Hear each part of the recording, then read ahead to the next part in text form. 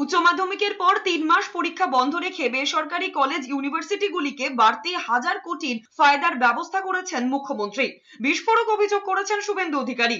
রাজ্যের বিরোধী দলনেতা আরো অভিযোগ করেছেন 10,000 কোটি টাকার খেলা চলছে। রাজ্যের বিরোধী দলনেতা শুভেন্দু অধিকারী আরো অভিযোগ করেছেন, তৃণমূলের আমলে রাজ্যে 8,500 স্কুল বন্ধ হয়ে গিয়েছে, শিক্ষা ব্যবস্থাকে বেহাল করে রেখেছে। এর পর্দা ফাঁস করার হুঁশিয়ারি দিয়েছেন শুভেন্দু অধিকারী।